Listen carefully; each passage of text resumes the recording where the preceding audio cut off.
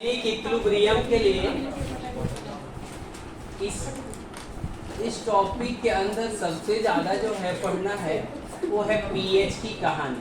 ध्यान से देखिए, पीएच इस पूरे चैप्टर में 99% क्वेश्चन किसका है? पीएच। अभी पीएच किसका निकालेंगे? इलेक्ट्रोलाइट का। तो हमको इलेक्ट्रोलाइट के बारे में देखना होता है। अभी इलेक्ट्रोलाइट कितने टाइप का होता है? दो type. Strong electrolyte, weak electrolyte, और दूसरा होता है वीक इलेक्ट्रोलाइट। आप ध्यान से देखिए, ये इलेक्ट्रोलाइट का कितना बड़ा इंपॉर्टेंस है इससे आगे।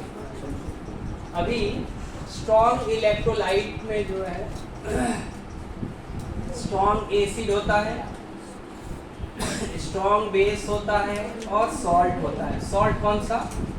स्ट्रॉन्ग एसिड, स्ट्रॉन्ग बेस का salt, strong acid, weak base का salt, weak acid, strong base का salt, weak acid, weak base का सॉल्ट। ध्यान से देखते रहो। अगर किसी को ये पहचान में नहीं आएगा तो क्वेश्चन नहीं कर पाएगा। पीएच का क्वेश्चन तभी पॉसिबल है जब ये हमको कंडीशनिंग पता होना चाहिए। अभी कोई बोलेगा कि हमको कैसे समझेगा स्ट्रॉन्ग इलेक्ट्रोलाइट क्या है, स्ट्रॉन्ग एसिड क्या है? तो स्ट्रॉन्ग एसिड का मतलब है HClO4, HI, HBr, H2SO4, HCl, HNO। कितना याद रखना? कोई बोलेगा स्ट्रॉन्ग बेस कौन सा होता है? 1A and 2A group base, accept किसको छोड़ के? BeOH के वोल्टवाइज। यानी 1A ग्रुप में LiOH, NaOH। आप ध्यान से देखिए, क्योंकि आप नोट करेंगे तो कवर नहीं होगा। आप बाद में इसको नोट कर सकते हो। LiOH, NaOH, KOH, RbOH, CSOH, MgOH वोल्टवाइज। B को तो नहीं काउंट करना है। CaOH वोल्टवाइज। बेटा मांगे कार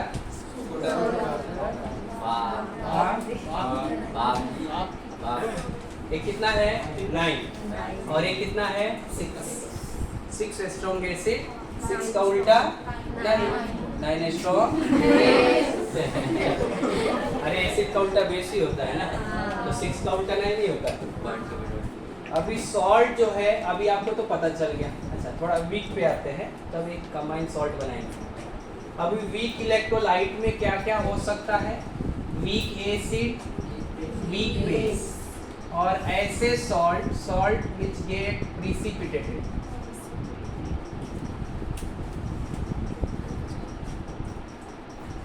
जिसका प्रिसिपिटेट बनता है। कैसे?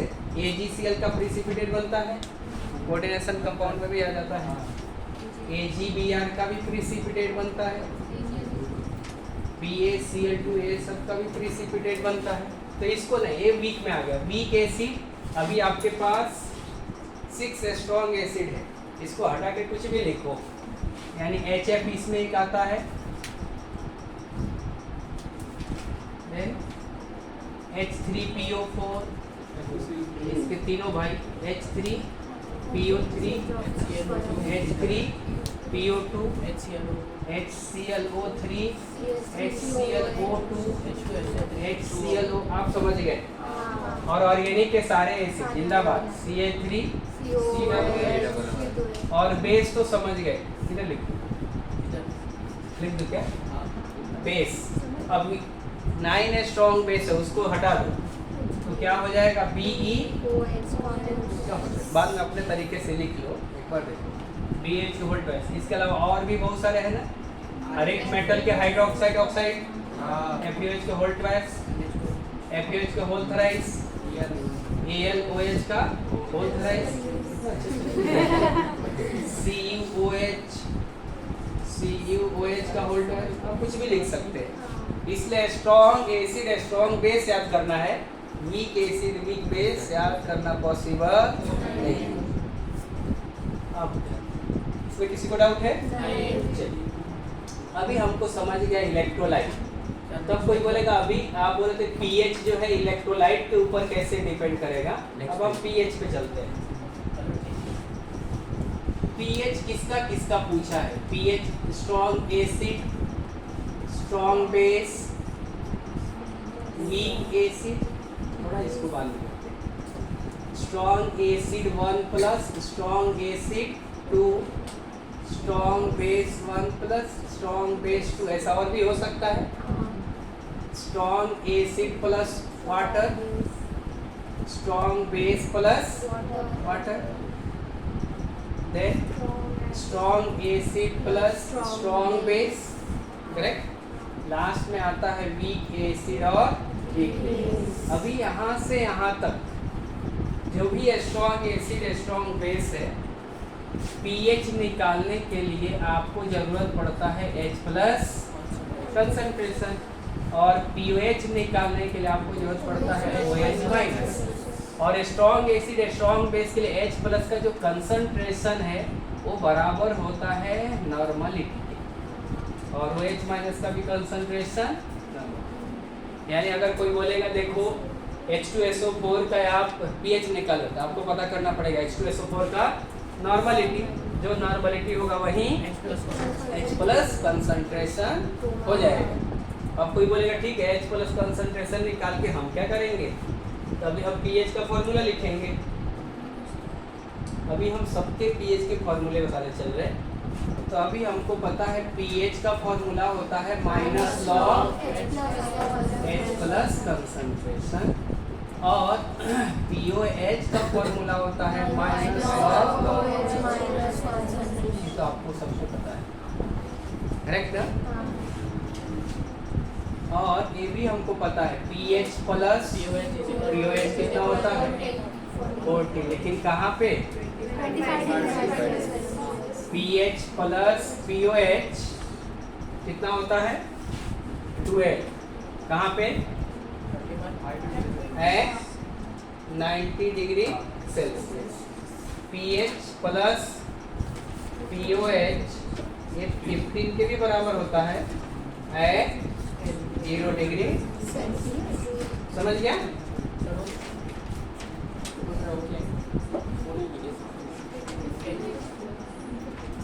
पीएच प्लस पीओएच होता है 15, कहाँ पे 0 डिग्री सेल्सियस पे, और 12 होता है कहाँ पे 90 डिग्री सेल्सियस। अभी नेक्स्ट पे KW एक फॉर्मूला आता है KW, ये होता है H plus concentration into OH minus concentration, correct ना।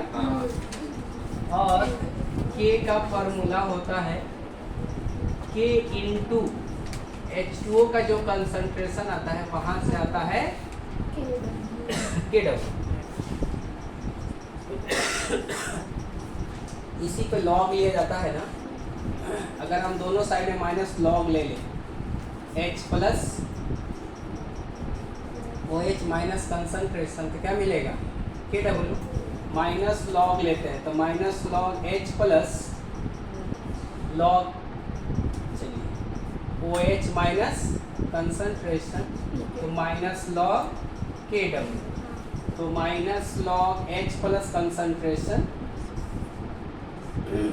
Minus log OH minus concentration तो minus log KW, minus log KW मतलब PKW, PKW तो PK आउट हो जाए। ये क्या है PH और ये है PH। वैसे ही और भी फॉर्मूले हैं KA इंटू KW, KB ये होता है KW और ये होता है 10 to the power minus 25 degree Celsius. तो अगर माइनस लॉग ले लेंगे ना तो PKA डायरेक्ट लिखो क्या माइनस लॉग दोनों side PKA PKB equal to समझ गया? हाँ। तो जो भी स्ट्रॉन्ग था उसके लिए H plus OH minus concentration निकालना पड़ता है, और H प्लस OH माइनस अगर कंसंट्रेशन आपको पता चल गया तो आप डायरेक्ट pH इस फॉर्मूले का यूज करके बना सकते हैं। कौन से फॉर्मूले? इधर बना। लेकिन स्ट्रॉन्ग एसिड स्ट्रॉन्ग बेस के लिए ही कहानी है, अगर वीक आ गया तो ये फॉर्मूले यूज नहीं करना। अभी नॉर्मलिटी में आता होगा आप लोगों को, एक डेटा लिख बताता हूँ। अगर जिसका H प्लस कंसंट्रेशन ज़्यादा हुआ तो H प्लस कंसंट्रेशन ज़्यादा होगा तो OH माइनस कंसंट्रेशन, अगर H प्लस कंसंट्रेशन ज़्यादा होता है तो उसका Ka भी ज़्यादा होता है, Ka ज़्यादा होगा तो Kb कम। और pK का फॉर्मूला क्या होता है? माइनस लॉग K, जिसका Ka ज़्यादा उसका pKa कम, और जब pKa कम तो pK भी ज़्यादा, करेक्ट ना? और जिसका H प्लस कंसंट्रेशन ज़्यादा उसका pH कम, जब pH कम तो pOH ज़्यादा। अगर pH कम है तो एसिडिक एलिमेंट ज़्यादा, एसिडिक स्ट्रेंथ ज़्यादा तो बेसिक स्ट्रेंथ क्या है?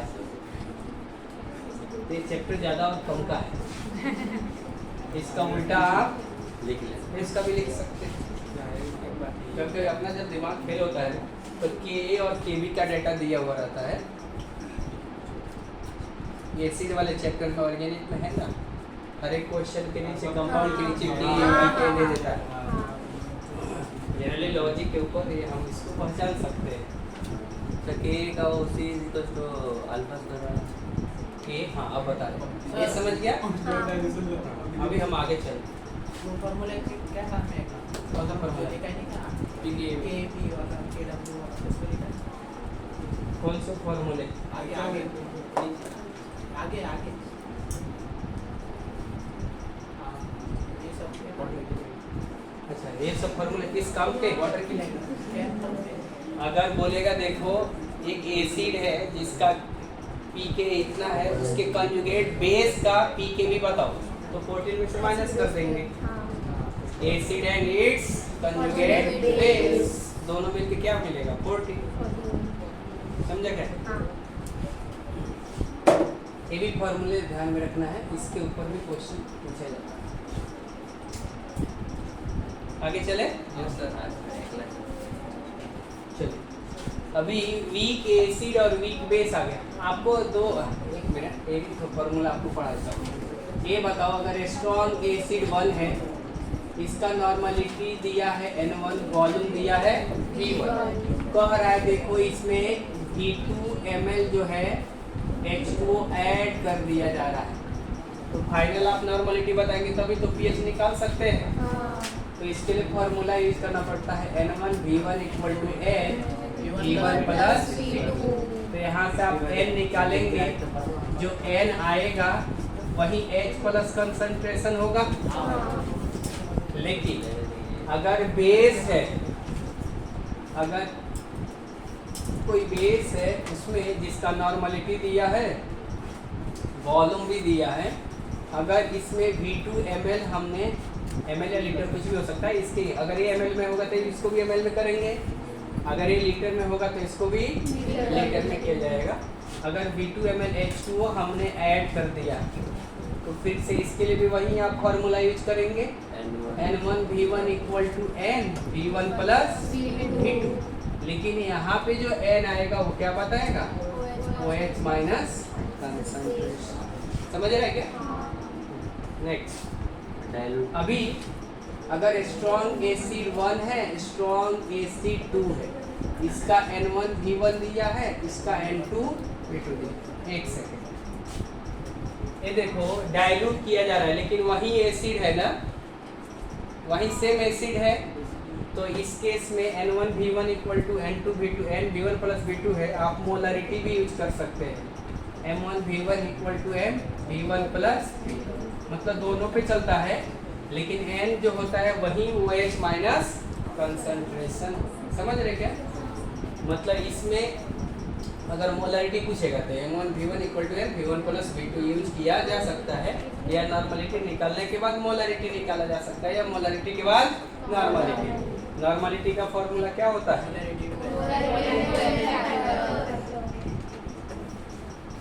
ये फॉर्मूला यूज किया जा सकता है। तो ऊपर भी वही डाइल्यूट का जो केस है, इसको डाइल्यूशन बोलते हैं, तो इस केस में भी आप फॉर्मूला यूज कर सकते हैं। M1 V1 equal to M V1 plus, समझ रहे क्या? नहीं तो हमको पता नहीं चलता है कहाँ पे N1 V1 कहाँ पे N2 V2 यूज करेंगे। ठीक है। अभी अगर दो एसिड आ गया, आगे तो आगे अगर स्ट्रॉन्ग एसिड 1 है, स्ट्रॉन्ग एसिड 2 है, जिसका N1 V1 N2 V2 दिया है, दोनों को ऐड करने के बाद की नॉर्मलिटी हमसे पूछ रहा है। तो formula N1 V1 plus N2 V2 equal to N bracket में प्लस, या कोई बोलेगा नहीं मोलरिटी पे लिखो, तो आपको ऐसा लिखना पड़ेगा M1 इसका N फैक्टर,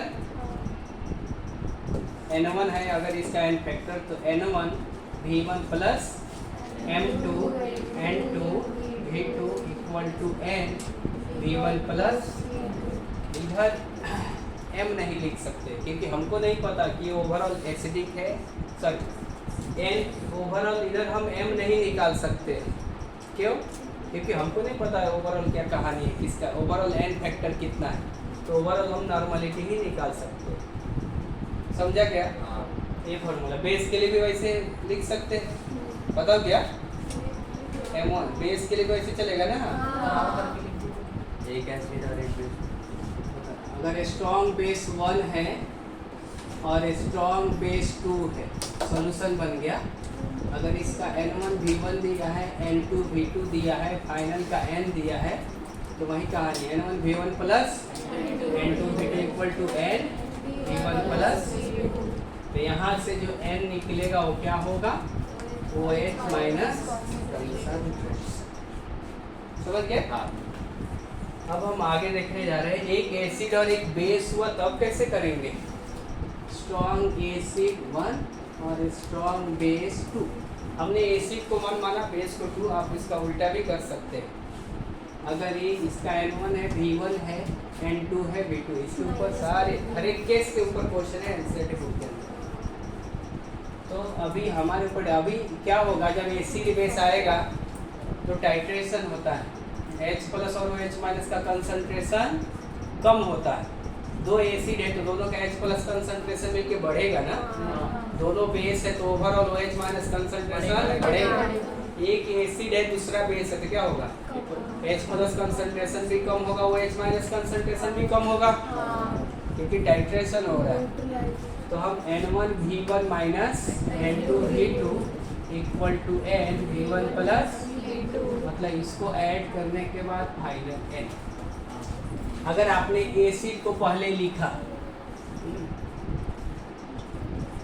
तो अगर वैल्यू N अगर पॉजिटिव आ गया, N का वैल्यू ये पॉजिटिव है, मतलब क्या है, आपने एसिड ज़्यादा लिया है, तो ये ओवरऑल क्या मिलेगा, यहाँ से एसिडिक नेचर मिलेगा। और ये जो N आएगा वो क्या बताएगा? H प्लस कंसंट्रेशन बताएगा। समझ रहे क्या? तो हम क्या निकालेंगे यहाँ से? pH, या आप pH निकालने के बाद pH निकाल सकते हैं, करेक्ट ना? pH यहाँ पे कैसे निकालेंगे? Minus log H plus concentration. अगर कि उसने pH पूछ दिया तो 14 माइनस pH। समझ रहे हैं क्या? अगर N का जो वैल्यू है नेगेटिव आ गया, मतलब क्या है, बेस ज़्यादा हो गया, मतलब ये क्या हो जाएगा? बेसिक। फर्स्ट हो रहा है क्या? नहीं। बेसिक, क्योंकि ऑलरेडी अपने बेसिक, मतलब यहाँ से जो मिलेगा नॉर्मलिटी वो क्या होगा? तो हम क्या निकालेंगे यहाँ से? pH निकालेंगे। pH का फॉर्मूला, लेकिन गलती से हमसे pH पूछता है, तो 14 माइनस, इधर भी कैसे गड़बड़ करते हैं? पूछेंगे बेस है पीएच निकालना होगा था, लेकिन पूछेंगे पीएच। एक फॉर्मूला। अभी मैं वीक एसिड वीक बेस का बताऊं। अगर वीक एसिड का केस हो गया तो वीक एसिड के लिए ऐसे आपको थोड़ा सा मेहनत करना पड़ता है।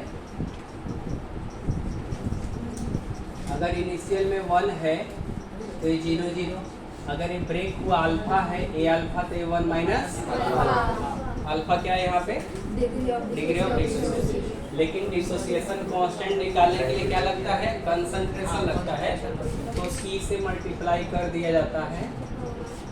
तो यहाँ से अगर हम के का फॉर्मूला लिखे, के ए डिसोसिएशन कांस्टेंट ऑफ एसिड, सो रहे क्या, तो डिसोसिएशन कांस्टेंट ऑफ एसिड क्या होगा, concentration of product upon concentration of reactant.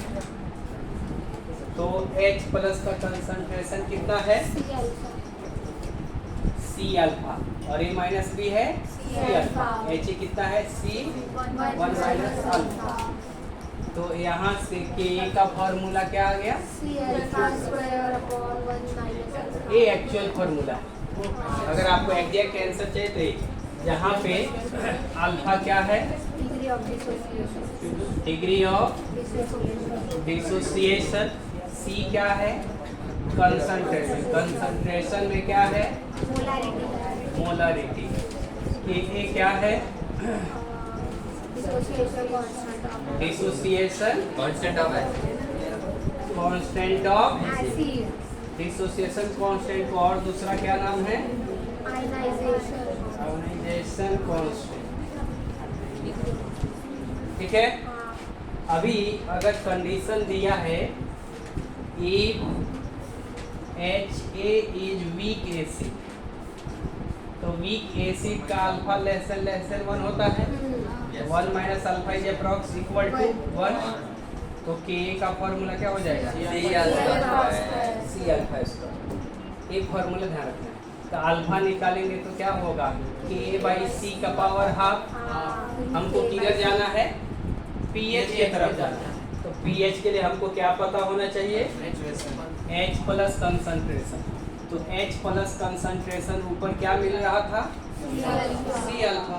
तो C हमको पता है, और अल्फा यहाँ से K बाई सी का पावर हाँ। तो इस C अंदर जाएगा तो स्क्वायर बनेगा, C स्क्वायर K बाई सी का पावर हाँ। C से C कैंसिल हो जाएगा, K इंटू सी का पावर हाँ। अभी हम अगर निकाले पीएच, तो पीएच का फॉर्मूला क्या, minus log H plus concentration, तो minus log H plus concentration कितना है, K इंटू सी का पावर हाँ बाहर जाएगा, लॉग क्या हो जाएगा, K प्लस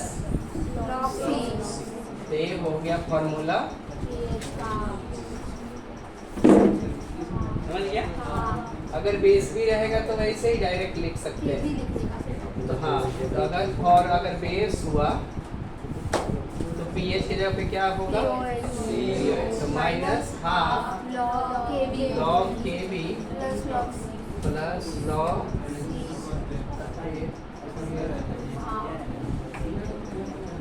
समझ गया क्या, एक फॉर्मूला है। अभी एसिड बेस का हुआ केवल कहानी। अब हम जाते हैं आगे, बफर सॉल्यूशन।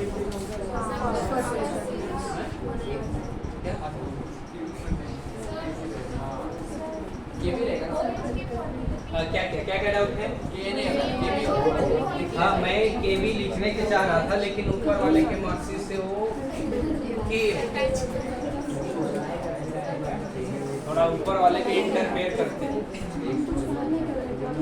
इसमें किसी को डाउट है, आप देखो, आप पीएच कितने टाइप का और पूछेगा, बफर सॉल्यूशन का पूछेगा, सॉल्ट हाइड्रोलिसिस का पूछेगा। बफर सॉल्यूशन में type of buffer, acidic buffer है कि बेसिक बफर है, करेक्ट ना। और सॉल्ट में किस टाइप का है, एसिडिक सॉल्ट है या बेसिक सॉल्ट है या एसिडिक बेसिक दोनों का कॉम्बिनेशन है, और न्यूट्रल सॉल्ट है। तो 4 टाइप के सॉल्ट के 4 टाइप के फॉर्मूले। जो न्यूट्रल सॉल्ट होगा उसका तो pH 7 हो जाएगा। हाँ। लेकिन एसिडिक बफर को क्या नाम बोलते हैं? एसिडिक बफर मतलब एसिडिक बफर मतलब वीक एसिड और नहीं सॉल्ट आता है। नहीं सॉल्ट रहता है pH चेंज नहीं होता उससे। वीक एसिड और अगर एसिडिक कहेगा तो वीक एसिडिक कह रहा है ना, तो स्ट्रॉन्ग बेस, और स्ट्रॉन्ग बेस होता है तो एनायनिक होता है।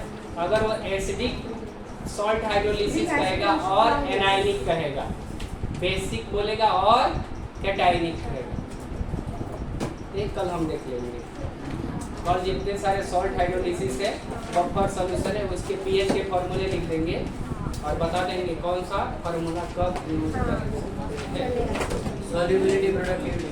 हाँ, कल भी सॉल्युबिलिटी प्रोडक्ट है, आयनिक प्रोडक्ट है, कॉमन साइमल्टेनियस सॉल्युबिलिटी है, कॉमन आयन इफेक्ट है।